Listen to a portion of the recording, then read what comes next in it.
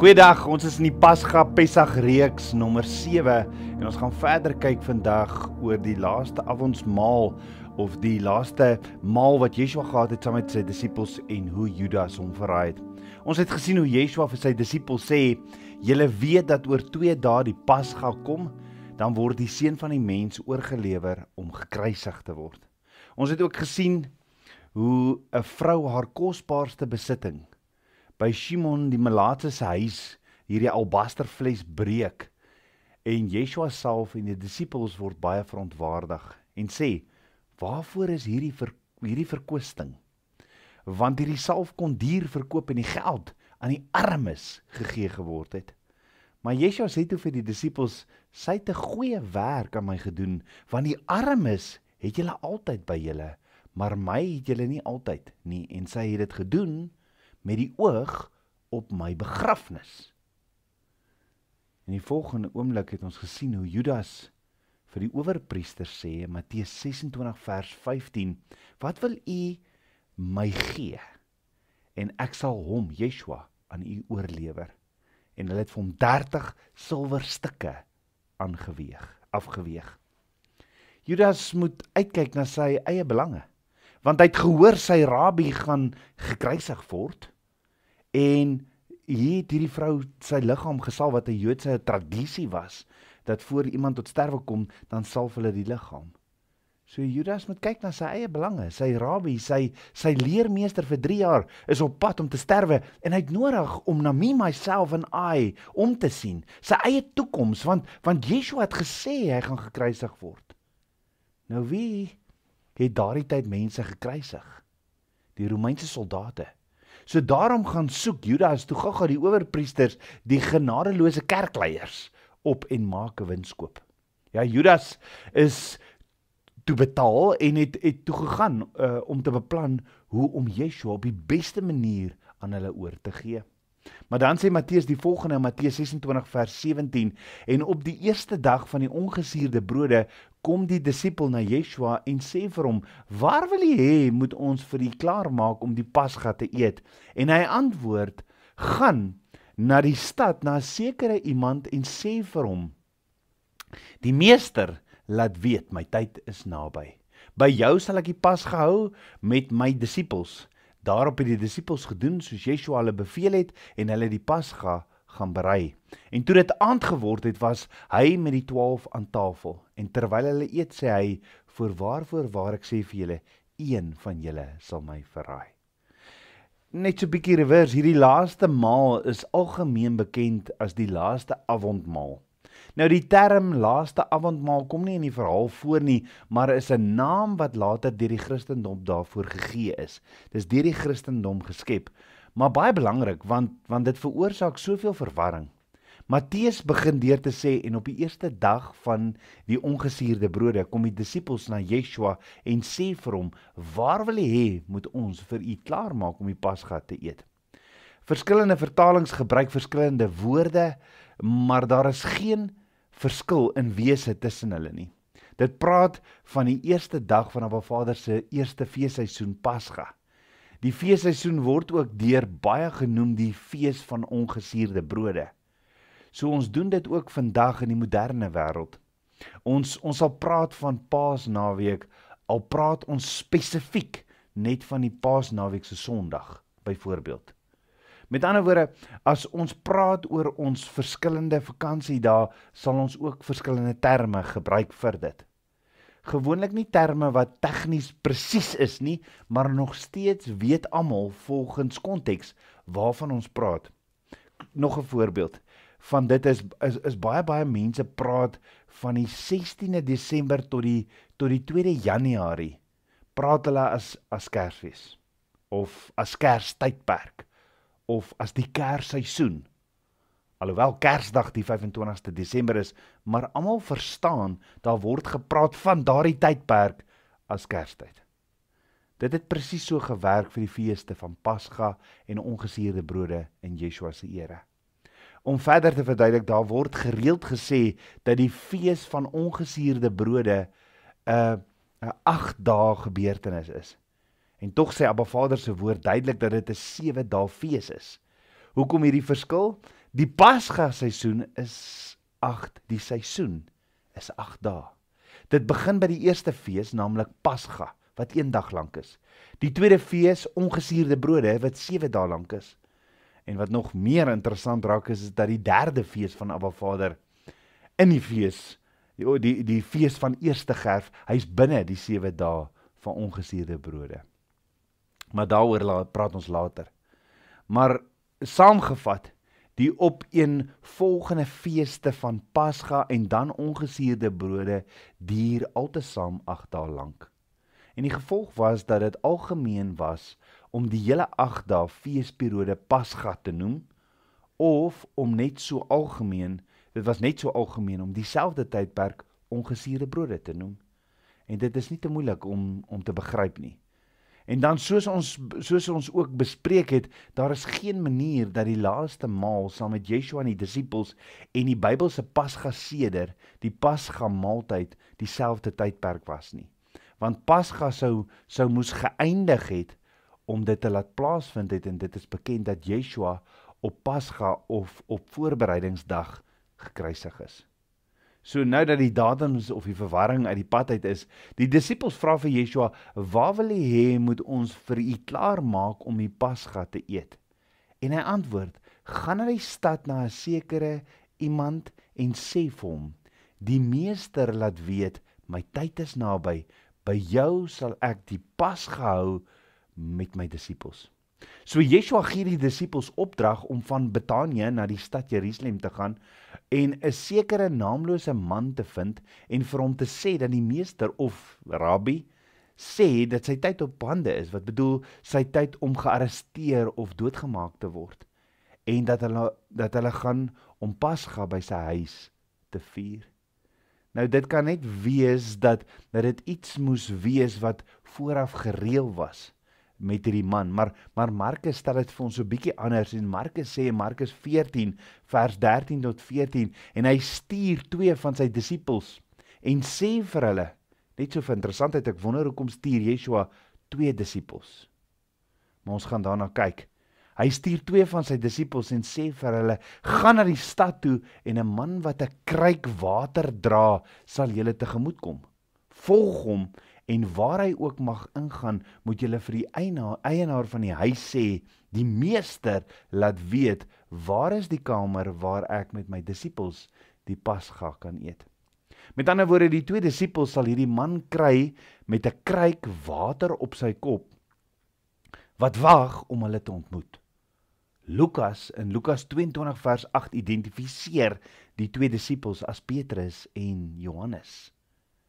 Nou Petrus en Johannes vind maklik die man met 'n kruik water op sy kop, aangesien mans nie gewoonlik water gedra het nie. En dit was gewoonlik vrouens. En Yeshua het heel waarskynlik met die huiseienaar vooraf gekoördineer. Maar 2 dinge is hier baie belangrik. Water, reg deur die woord, is 'n simbool van Ruach HaKodesh, die Heilige Gees. Eksodus 17 vers 6, Esegiel 36 vers 25 tot 27, Esegiel 47 vers 1, Johannes 3 vers 5, Johannes 4 vers 14, Johannes 7 vers 38 tot 39. Ruach is die fontein van lewende water, die suiwerste en die beste. So natuurlike water dors, dit reinig, dit verkook en les. So reinig, verkook en les die Heilige Gees ook ons geestelike dors. Aangesien natuurlike water 'n onontbeerlike bron van fisiese lewe is die Heilige Gees 'n onmisbare element van die geestelike wandel wat ons het op hierdie geestelike reis, hierdie geestelike lewe. Omdat 'n vrou altyd water gedra het en 'n man nie, sou dit in hierdie geval uitgestaan het dat 'n man 'n waterkruik op sy kop dra onder die skare. En net so moet Ruach, Heilige Gees, uitstaan in ons lewens. Ruach kan nie onderdruk of weggesteek word nie. Inteendeel, jy kan 'n persoon baie duidelik sien wat vol is van die rivier van lewe. Hy staan uit en hy dra vrug. Net so is dit Abba Vader se wil dat ons vervul moet wees met sy gees, sy asem volgens Handelinge 2 vers 1 tot 4. En Yeshua het die disippels opdrag gegee om die man toe te volg. En net so moet ons as Yeshua se disippels die leiding van Ruach HaKodesh, die Heilige Gees, volg. Alles wat ons doen, moet gedoen word in ooreenstemming met die leiding van die Heilige Gees. Dit was bekend dat die plek op die tweede verdieping van 'n gebou was. 2 en 3 verdiepingsgeboue is redelik algemeen in die digbevolkte Jerusalem. En daar het die disippels die maaltyd voorbereidings gemaak. Hulle was besig, Petrus en Johannes, om hierdie voorbereiding te maak tot die aand toe. En toe die aand gekom het, wat beteken het dat die volgende dag, die dag het verander, want die volgende dag begin 6:00 die aand, het hulle geëet. En in wese was die laaste avondmaal 'n afskeidmaal, het dit 'n afskeidsmaal geword. Dit was die laaste maal wat Yeshua saam met sy disippels gehad het. En Matteus sê, Matteus 26 vers 21 tot 23, en terwyl hulle eet, sê Yeshua, voorwaar, ek sê vir julle, een van julle sal my verraai. Toe word hulle baie bedroef en begin elkeen van hulle aan hom te sê, is dit miskien ek, Here? En toe antwoord hy en sê, hy wat saam met my sy hand in die skottel, hy wat sy hand saam met my in die skottel insteek, hy sal my verraai. Met ander woorde, Yeshua laat val 'n bom tydens hierdie ete. Een van sy 12 disippels, wat hy voorgevra het, volg my, wat 3 jaar saam met hom wandel, gaan hom verraai. En geen besonderhede daarvan of wanneer word genoem nie. En kan jy dink hoe dit die disippels laat voel? Ek meen, dit is erg dat hulle die woord sê, hulle het bedroef geword. En dit op hierdie laaste maal. En elkeen van hulle begin aan Yeshua te sê, meester, is dit miskien ek? Meester, is dit miskien ek? En die kommer was nie so erg. Hierdie kommer was nie so erg dat Yeshua verraai gaan word nie, maar meer wie dit is wat die daad gaan doen. Jy sien, sedert die begin van die werwing van die 12 disippels, was hulle nog altyd besorg oor hulle self. Dis van, wie sal die grootste wees? Maar Yeshua antwoord hulle toe, hy wat saam met my sy hand in die skottel insteek, hy sal my verraai. En hierdie opmerking van Yeshua het ongetwyfeld glad nie die disippels se angs getemper of hulle gekalmeer nie. Want daar is nie een spesifieke disipel wat nie sy hand in die bak gesteek het nie. Ek meen, almal het. Dis wat hulle gedoen het. En dit is duidelik dat hierdie 'n kwessie was wat Yeshua die alef en die taf van geweet het, lank voor die tyd, voor hulle nog in Simeon wat melaatsheid gehad het, sy huis was. Yeshua maak hulle egter meer op hulle senuwees en sê vir hulle, hoor wat sê Yeshua, die seun van die mens gaan wel heen, soos daar van hom geskrywe is, maar wee daardie man, deur wie die seun van die mens verraai word. En dit sou vir hom goed gewees het, as daardie man nie gebore was nie. So baie mense sê, ja, maar Judas het repent, want hy die 30 silwerstukke teruggegooi. Dis nie wat ons Messias sê nie. Ons Messias sê, die wat hom sou verraai, dit sou vir hom goed gewees het, as daardie man nie gebore was nie. Met ander woorde, die gevolge sal vir hom so erg wees, dat hy sal wens, dat hy nooit gebore was, om hierdie lyding te kry wat hy ly nie. En uiteindelik is die skuldgevoel so groot, en Judas wat daar sit, dat hy sê, is dit miskien ek, Rabbi? En Yeshua antwoord hom, jy het dit gesê. Met ander woorde, hier in Matteus 26 vers 25 sien ons hoe Yeshua die Alfa en die Omega, die Alef en die Taf, Judas se planne blaatant oopvlek. Sy dinge wat hy al reeds in hom gehad het, daar waar hy vir die vrou gevra het, maar hoekom verkoop ons nie hierdie salfolie vir 30 penning, vir 300 pennings nie? Judas was bekommerd oor sy finansies, want hy hoor mos nou, sy meester gaan gekruisig word. Daardie geheime binne in Judas, daai waarvan niemand sal weet nie, dit is ewe skielik opgevlek hier voor al die disippels. Inderdaad, net soos wat Yeshua Judas ontbloot, net so ontbloot Yeshua my en jou ook, met die hand in die skottel. Yeshua weet wat is die kondisie van jou hart. En dan verraai Judas Yeshua en ons lees in Matteus 26 vers 47 hoe hy saam met hierdie klomp moordenaars reguit op hom afstap. Later in die tuin van Getsemane met hulle stokke en swaarde en Judas noem Yeshua Rabbi, my leermeester, toe hy hom groet en soen Yeshua toe ook. En dan lees ons in Matteus 27 vers 2 tot 10, toe Judas sien dat Yeshua tot die dood veroordeel is, het hy spyt gekry oor wat hy gedoen het. Hy neem toe die 30 silwerstukke en gooi dit in die tempel en gaan hang homself op. Tabernakelskind van Abba, hoor gou-gou. Hoor gou-gou wat profeteer Sagaria in Sagaria 11 vers 12 tot 13. Toe het hulle my loon afgeweeg, 30 sikkel silwer. Hierop sê Yahweh vir my, gooi dit vir die pottebakker, die heerlike prys waarmee ek deur hulle gewaardeer is. En ek het die 30 sikkel silwer geneem en dit in die huis van Yahweh vir die pottebakker gegooi. So Sagaria sê, dit is hierdie 30 silwerstukke is vir die pottebakker gegooi, dis geprofeteer. En net so, Judas gooi hierdie 30 silwerstukke vir die priesterhoofde, en hoor gou, hulle neem die geld, en hulle het 'n stuk grond van 'n pottebakker daarmee gekoop, as 'n begrafplaas vir vreemdelinge. 'n Stuk grond van die pottebakker, wat vir niks anders goed was, as 'n begrafplaas vir vreemdelinge nie. Met ander woorde, Judas het met sy verraaiers geld 'n begrafplaas gefinansier, en die stuk grond kan jy vandag nog sien as jy in Jerusalem kom. Maar die vraag is, wat van my en jou? Wat is ek en jy besig om te finansier met die dinge wat ons besig is om Yeshua mee te verraai? Die groot vraag is, volg ek en jy nie ook Yeshua tans met 'n Judas hart nie? Veral as dit kom by geld, nê? Ek weet nie of jou gees saam met myne ook wil uitskree en vir Judas net skree, Judas, repent, draai terug, en net so is dit vir my en jou tyd om te repent en terug te draai, te teshuva, terug te draai, as ons dalk as geld of as mammon belangriker in ons lewens geraak het. Onthou, Petrus het ook Yeshua verraai. Maar Petrus het teshuva, hy het teruggedraai, hy het omgedraai, want hy sê later in Handelinge 2 vers 38, bekeer julle en laat elkeen van julle gedoop word in die naam van Jesus Christus tot vergifnis van sondes, en julle sal die gawe van die Heilige Gees ontvang.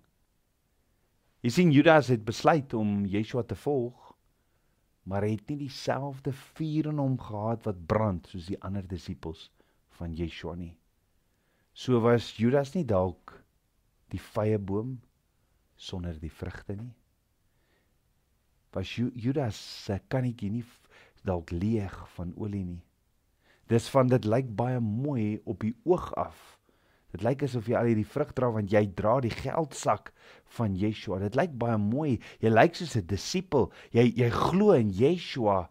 Judas het geglo in Yeshua, maar hy het 'n lewe gekry waar hy gaan wens. Hy was nooit gebore nie.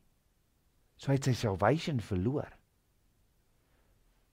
So Judas lyk baie mooi, ek meen, hy's 'n disipel, hy stap saam met Yeshua op die oog af.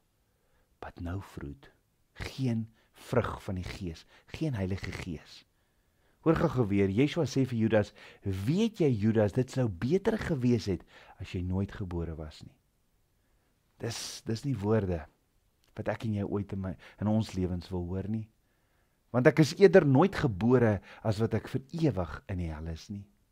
Jy sien, dit wat in Judas opgestaan het, was sy eie belang, en dit wat vir hom belangrik was, en die eie Judas het vir hom net te groot geword. Judas se eie plannetjies was net te belangrik. Judas se eie naam beteken, he shall be praised. He shall be praised. Die eie ek het vir hom net te groot geword in sy lewe. Tabernakelskind van Abba, kan jy dink hoe moet dit wees om die volgende woorde te hoor? Miskien sou dit beter gewees het as jy nooit gebore was nie. Ek weet nie van jou nie, maar ek wil nie daai woorde hoor nie. So hoekom nie vandag soos Petrus eerder ons sondes, dit wat ons al laat val het, aan Abba, of dit wat ons al gevat het, wat aan Abba Vader behoort, te bely nie. En vir Abba Vader te vra om ons te kom was van hierdie eie ek nie. Die vraag is dit nie wat 'n disipel gereeld moet doen nie? En hoekom nie nou, voor hierdie aanbreek van die fees, die afspraak wat Abba Vader met ons het, die fees, seisoen van Pasga nie? Kom ons bid saam. Ons almagtige Vader, dankie vir die woord, dankie dat ons dit saam kan bestudeer. U woord sê, bepeins my woord dag en nag, en jy sal welgeluksalig wees in alles wat jy doen. Vader, ons wil u worship, en ons weet die hoogste aanbidding, die hoogste vorm van aanbidding is wanneer ons die woord bestudeer. Ek bid, Vader, leer ons net die waarheid. En Vader, as daar enige Judas gees, of enige Judas in my is, waar geld in die eie ek belangriker is, as u. Ek wil eerder na u toe kom, wys my, deur u Ruach, deurgrond my hart en wys my of daar iets nie reg is nie. Ek wil eerder na u toe kom, met my laaste, met my alles, soos die vrou met die albastervles, en dit voor u breek, want daardie albastervles, wat sy gebreek het, was totale oorgawe, en daarom bring ek myself as lewende offer vir u.